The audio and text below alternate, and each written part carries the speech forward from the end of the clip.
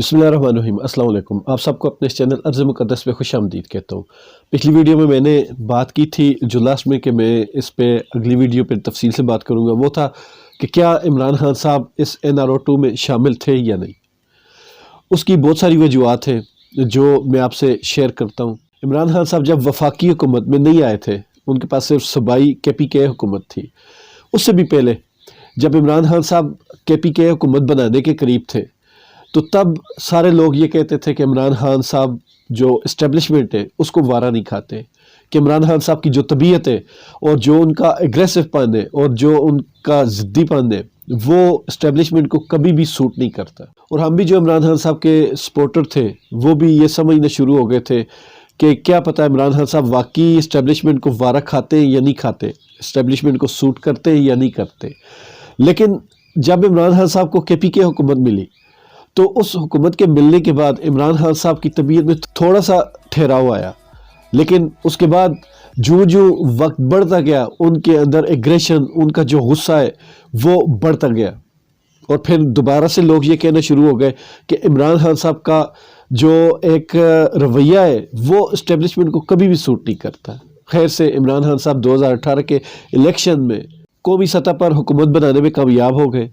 जो कि हम लोगों की तवक्कुआत से थोड़ा कम था। हमारी तवक्कुआत थी कि इमरान खान साहब कोई अच्छी खासी अक्सरियत लेंगे, लेकिन ऐसा नहीं हुआ। इमरान खान साहब को इत्तेहादियों के साथ मिलकर हुकूमत बनानी पड़ी। खैर तब से ही थोड़ा सा अंदाज़ा हो गया था कि इमरान खान साहब को फंसाने की पूरी कोशिश की जा रही है, लेकिन हम इस उम्मीद पर इमरान खान साहब पे पूरा यकीन किए बैठे थे। इमरान खान साहब की जिस तरह तबीयत है वो किसी से दबने वाले नहीं, ना वो झुकने वाले। वैसे भी इमरान खान साहब खुद कहा करते होते थे 2014 के धरने में कि जब ऊपर कप्तान ठीक हो तो टीम जैसी भी हो कप्तान उसको चला लेता है।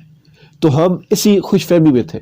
लेकिन इस खुशफहमी में इमरान खान साहब ने जो 3.5 साल पूरे किए उसमें बहुत सारी चीज़ें ऐसी थी जो पाकिस्तान में वाकई बहुत अच्छी हुई और पहली बार हुई है, इनमें कोई शक नहीं है, शक की गुंजाइश भी नहीं है। तो काफ़ी सारी चीज़ें थी जो इमरान खान साहब से मिस हैंडल हुई।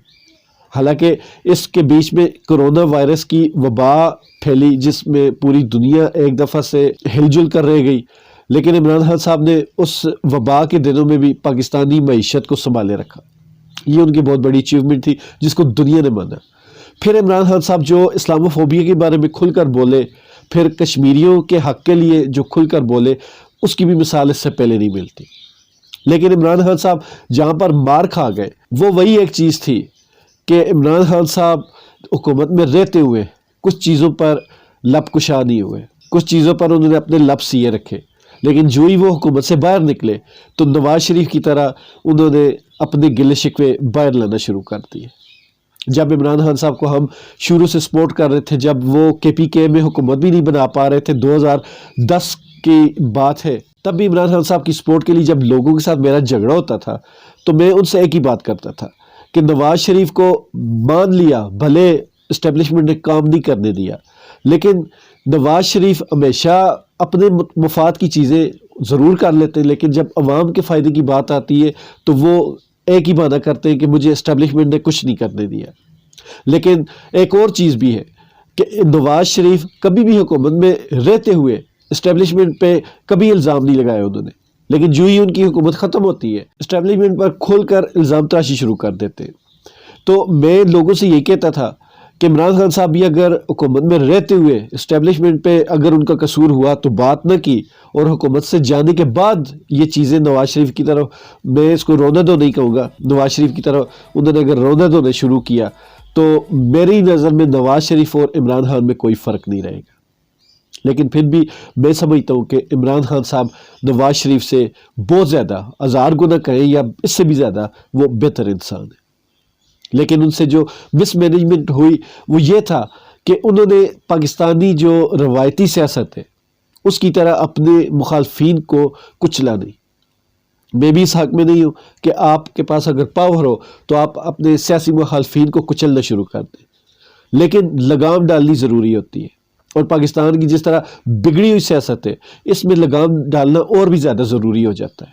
लेकिन इमरान खान साहब ने खुली डील दिए रखी, हालांकि इनका अंदाज़ा था कि न डील होगी न डील होगी। डील तो दी, लेकिन आखिर में आकर मुझे लगता है कि उन्होंने डील भी कर ली। اس میں نواز شریف کا باہر جانا تھا، کرپشن کیسز کا فیصلہ نہ ہونا تھا، سائیوال کا واقعہ ہوا، اس کے مجرموں کو کیف کردار تک نہ پہنچانا، وہ بھی ان کے گلے کی ہڈی بن چکا ہے۔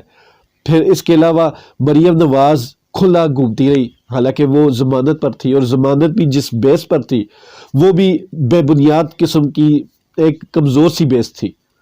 پھر شہباز شریف جس طرح اپنے جو مفرور بھائی ہیں ان کی ضمانت لے کر ان کو باہر بھیجا، پھر ان کے بھائی تو واپس نہیں آئے، ان کے ضمانتی کو وزیر اعظم کو عہدہ دے دیا گیا۔ یہ ساری چیزیں عمران خان صاحب اس وقت حکومت میں رہتے ہوئے نہیں بولے، لیکن اگر بولے بھی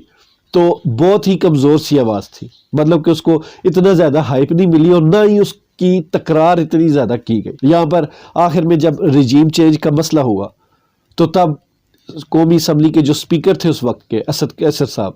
انہوں نے استعفیٰ دے دیا، اور ان کے استعفے کے بعد ایاز صادق صاحب اسمبلی فلور پر آئے اور انہوں نے جو سپیکر کی چیئر تھی وہ سنبھالی اور خود پولنگ کروائی، عدم اعتماد کی جو پولنگ تھی وہ انہوں نے خود کروائی۔ تو کہیں نہ کہیں مجھے لگتا ہے کہ ایسا نہ ہو کہ عمران خان صاحب کو بھی کہا گیا ہو کہ ان کو NRO دینا پڑے گا، یا ان کے اوپر پریشر تھا کہ ان کو آپ NRO دیں، اور خان صاحب نے یہ مشورہ دیا ہو، جس طرح انہوں نے عدم اعتماد کی ووٹنگ خود کروائی، تو انہوں نے کہا ہوگا کہ یہ اپنے آپ کو NRO خود ہی دیں، ہم اس گندے کھیل میں شامل نہیں ہونے والے۔ جس طرح اسد کیسر صاحب نے استعفیٰ دیا، اسی طرح انہوں نے اپنی حکومت ختم کی، اور حکومت ختم کرنے کے بعد ان کی حکومت بنائی گئی، اور جس بچکانہ اور مذاق خیز طریقے سے بنائی گئی، پوری دنیا ہم پر تھو تھو کر رہی۔ مطلب کہ کوئی لاجک ہوتی ہے، کوئی سائنس ہوتی ہے، کوئی سیاست ہوتی ہے، کسی چیز کو بھی ملوث خاطر نہیں رکھا گیا، بالکل بچکانہ سے طریقے سے اس حکومت کو جوڑا گیا، اور جس طرح صدیق جان صاحب کہتے ہوتے ہیں بانمتی کا کنبہ بنایا گیا۔ ایسی حکومت کو لا کر ان کے خود کے NRO دیے گئے۔ عمران خان صاحب عوام کے فائدے کے لیے اگر کوئی ایک قانون پاس کرنا ہو تو مہینوں اپوزیشن کی منتیں کرنی پڑتی تھی، لیکن عمران خان صاحب جب گئے تو یہ لولی لنگڑی حکومت ہر وہ فیصلہ انہوں نے ایسے چٹکے بجاتے کر لیا جو ان کے اپنے مفاد میں تھا۔ ایسا کیا چکر چلا کہ ہمیشہ ہی اس ملک کے عوام کے بارے میں جو بھی بندہ سوچے اس کو ہر طرف سے رکاوٹیں برداشت کرنا پڑتی، اور جو بندہ یہاں اس ملک کو نقصان پہنچانے والا کوئی بھی فیصلہ کرے، کوئی بھی قانون سازی کرے، اس کے راستوں میں پھول پتیاں بچھائی جاتی۔ یہ پاکستان کا بہت ہی بڑا المیہ ہے کہ پاکستان میں ہمیشہ سے جو پاکستان کے مخلص اور اس کے جو وفادار لوگ ہیں ان کے ساتھ ہمیشہ سے زیادتی کی گئی۔ تو جب رجیم چینج کامیاب ہوئی تو اس کے کامیاب ہونے کے بعد بھی عمران خان صاحب کے لیے جس طرح لوگ سڑکوں پر نکلے، یہ بھی پاکستان کی تاریخ میں پہلی بار ہوا، اور عمران خان صاحب خود مانتے کہ مجھے بہت زیادہ حیرت ہوئی کہ کس طرح لوگ میرے لیے نکلے، لیکن اس کے باوجود عمران خان صاحب صرف جلسوں تک اور نعرے بازیوں تک محدود رہے۔ انہوں نے رجیم چینج کے بعد کچھ 75+ جلسے کیے، اور ہر جلسے میں ان کا ایک ہی موقف تھا کہ ہم اس حکومت کو نہیں چلنے دیں گے، ہم اس حکومت کو نہیں مانتے، ہم اس امپورٹڈ حکومت کو نہیں مانتے۔ تو ہر بار عوام اسی امید پر ان کے جلسوں میں آتی رہی کہ شاید آج عمران خان صاحب کوئی بڑا اعلان کریں گے، لیکن عمران خان صاحب وہی اگلی تاریخیں، اگلی ڈیٹ دے کر واپس بھیج دیتے ہیں لوگوں کو۔ وہ ایک جو پرانا ڈائلاگ مشہور ہوا تھا، تاریخ پہ تاریخ، تاریخ پہ تاریخ، یہ اس طرح کی کہانی چلتی رہی۔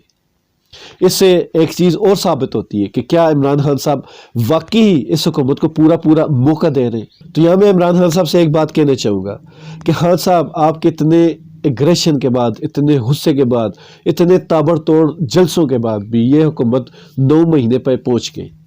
اور اس کے جو ابھی موجودہ صورتحال ہے اس میں بھی لگتا نہیں کہ یہ اگلے 4-5 مہینے کہیں جانے والی ہو۔ مجھے ایسا لگ رہا ہے اگر یہ نہ بھی گئی تو کم از کم آپ کی اپنی جو حکومت ہے، یا یہ کہہ سکتے ہیں کہ جو نئے آنے والے الیکشن ہیں، وہ پورے وقت سے پہلے مجھے ہوتے ہوئے نظر نہیں آ رہے۔ اگر ہوئے بھی تو شاید 1-2 مہینے کا فرق پڑے گا، لیکن 1-2 مہینے پہلے الیکشن کروانے کا میں سمجھتا ہوں کہ کوئی آپ کو بھی فائدہ نہیں، اور نہ اس میں کوئی بڑا مسئلہ حل ہونے والا ہے۔ اسی ویڈیو کے ریلیٹڈ چند باتیں اور بھی ہیں جو یہ ویڈیو لمبا ہونے کی وجہ سے میں شیئر نہیں کر رہا، وہ اگلی ویڈیو پہ شفٹ کرتا ہوں۔ تو وہ جو ویڈیو ہوگی اس میں 26 نومبر کا جو لانگ مارچ تھا راولپنڈی مری روڈ پہ جو انہوں نے فائنل ڈے رکھا تھا 26 نومبر کو، اس کی دو چار باتیں ہیں، حالانکہ وہ لیٹ ہو گئی لیکن میں اس پہ اس وقت بات نہیں کر رہا تھا کہ شاید کچھ نہ کچھ حل نکل آئے، لیکن مجھے لگتا ہے کہ اب یہ وقت آ گیا کہ خان صاحب کو جو حقیقت ہے وہ بتائی جائے۔